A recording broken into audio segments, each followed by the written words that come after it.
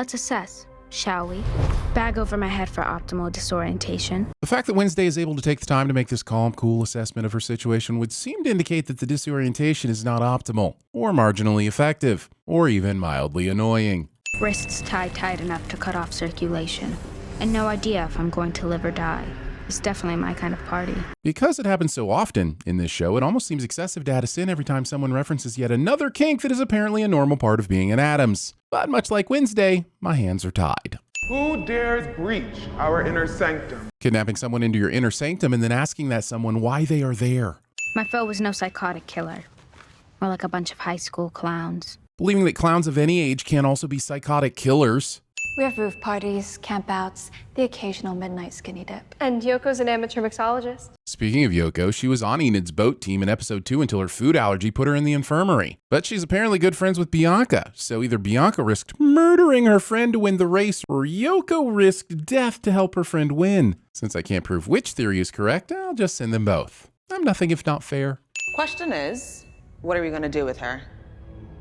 Only members are allowed in this library. But are they saying Wednesday's the first person to sneak her way in? This organization's been around for roughly 300 years, and you're telling me in all that time no one's accidentally snapped twice in front of that statue? This is an Addams Family spinoff. These people love to f***ing snap. It's amateurs like you who give kidnapping a bad name. But no kidnapping actually took place. This license plate says Nevermore Academy is in Vermont, and none of what the Nightshades did fulfilled the provisions of Vermont's kidnapping laws found in 13 VSA section 2405. They did, however, commit unlawful restraint in the second degree. What'd you get? Uriah's heap, whatever that is. It would take away my soul to think that nobody would understand a sin full of references to the British heavy metal band the store is named after, and I have tears in my eyes because the reality is that that's probably true. So now, we must return to fantasy, already in progress. I did go out on a limb for you. Oh, please. I'm just cannon fodder in whatever Cold War you're waging with Bianca. There is no cannon fodder in a Cold War. By definition, a Cold War means there isn't open warfare, and Wednesday's smart enough to know that. I have more pressing issues on my mind. Yeah, like what? Tracking down the monster that killed your former roommate. Except you just said... But right now, nothing intrigues me more than this book. Maybe if you just stick to one mystery at a time, you'd crack this case. It's weird that you're in this.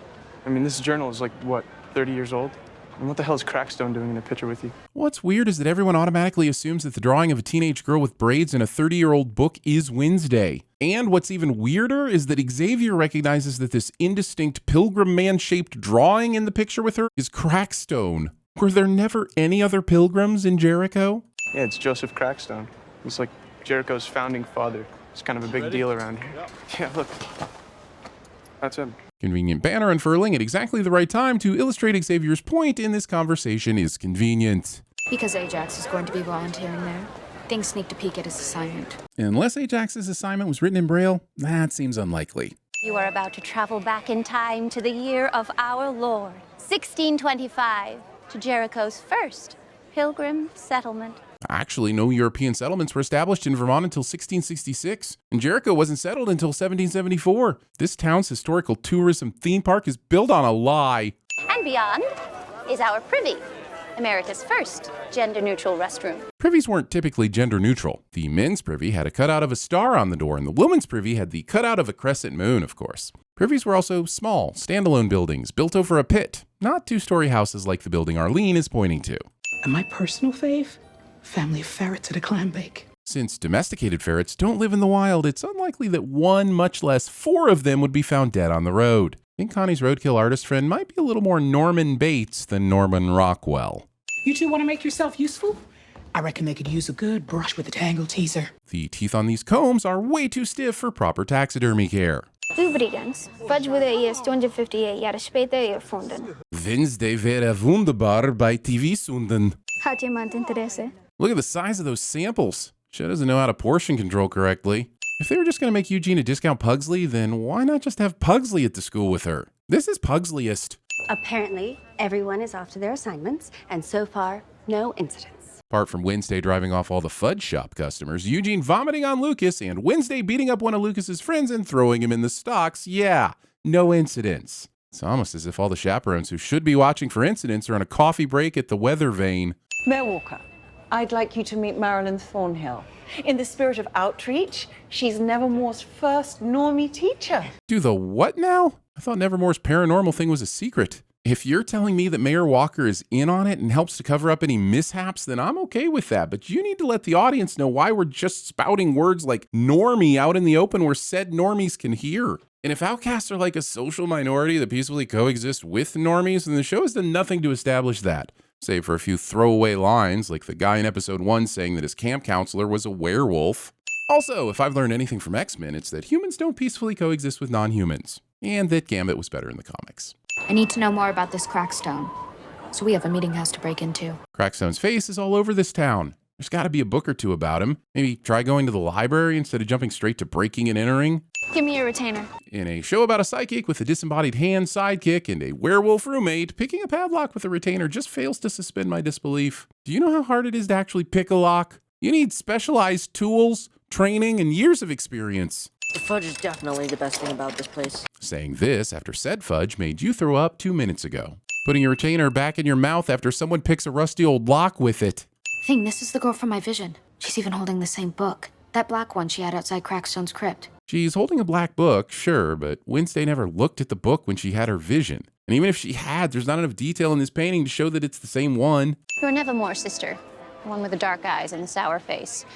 Where has she hithered? She probably got exhausted of your butchering of Old English and hithered someplace to yawn. This is the book. Museums that don't lock their display cases. Also, you can buy perfectly aged replicas of obscure dark magic books on Etsy. Apparently, Borgin and Burke's in Nocturne Alley has an e-commerce business we never heard about. Great. It's a fake. I don't know who Etsy is, but I doubt she was an outcast settler. You joke and all, but any sale tag / sticker would say the name of the shop that uses the Etsy platform, not Etsy itself. It's probably the only authentic thing you have in here. Yet you still charge $29.95 a ticket? I know the price of theme parks is outrageous these days, but authentic dark magic book or not, paying $30 to hang out in this fudging place seems pretty excessive. I'm reassigning you both to fudge churning duty. Discount Pugsley still has barf splatter on his shirt, and he's getting assigned to make the fudge? What the fudge are the health code standards in this place? Do you think squirrels and rats could ever work out? I mean, they're two totally different species. Well, it is true that they are different species. Rats and squirrels are not totally different in that they are rodents. While they might not be able to produce offspring together, there's technically no reason why they can't work out as a couple, much like, for example, werewolves and gorgons, which is the real point of your upcoming Uriah Heep Q conversation, which is just a long way of saying skip. Gorgons are taught not to engage. I don't want to accidentally stone someone. I'm not afraid of being stoned by you. It's just temporary. I'm fine with the show creating its own universe and defining its own rules, even if that means changing well-known mythos from the real world. However, if a show wants to change something as well-known as gorgons turning people to stone and make it temporary without explanation, then I shall sin the shit out of it. Enid, how many sins should I add? 100. It's supposed to be a blue moon.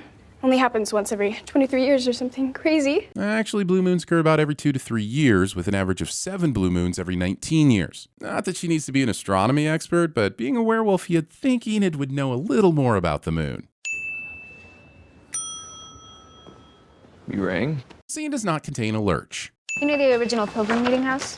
The one from the 1600s? What exactly was the purpose of creating this map? It shows level curve lines, which usually denote elevation, but it can't be used as a proper contour map because there are no altitude numbers on the map to show whether the terrain slopes up or down. It shows roads and alleys, but it can't be used for navigation because most of them aren't labeled with names. And although it lists 13 specific locations in and around town, it can't be effectively used as a map of local shops and services because most are labeled with generic names like bank and cafe and bakery instead of actual business names. Useless map is useless. What's left of it is out in Cobham Woods, but it's pretty much a ruin. Show me.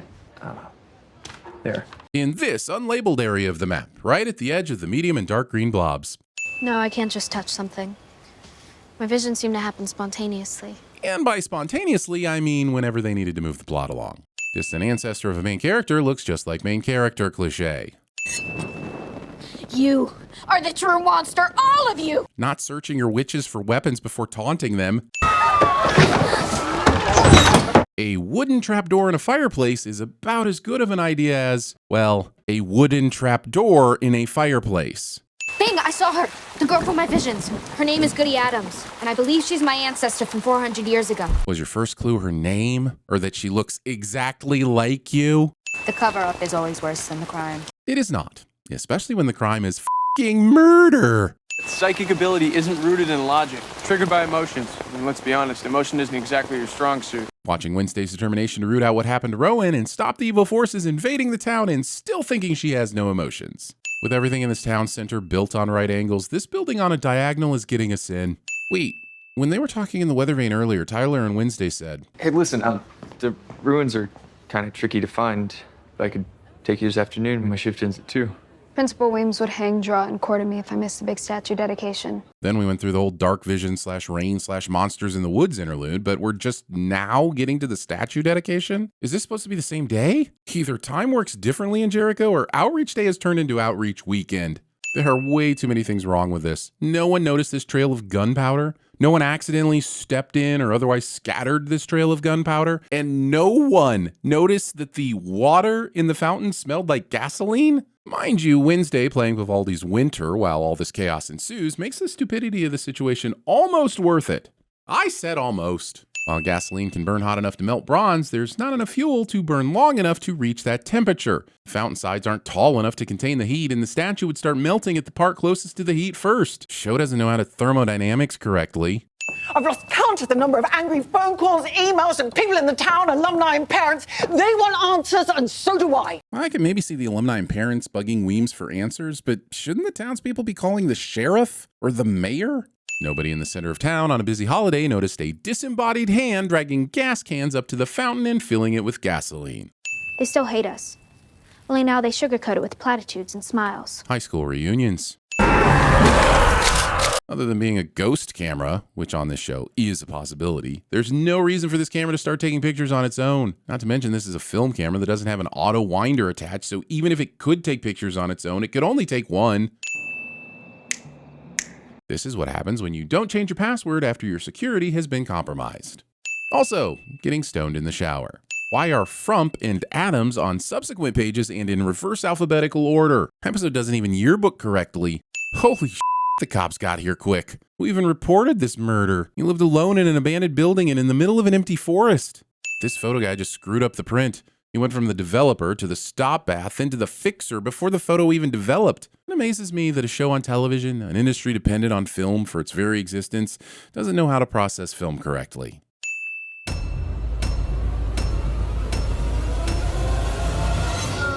Oh, fudge. You know my handcuffs? I picked them. My people will have pain and degradation. Your people will have stick shifts. This is the book. Wake up! Wake up, sleepyhead. I missed you. Codex Umberum. That's Latin for Book of Shadows. Great. It's a fake. It's a fake. Gorgons are taught not to engage. Engage. Engage. Engage. Engage. Engaged in sexual innuendo. You are a witch. We have found the witch. May we burn her? Must have been the bearded man from earlier.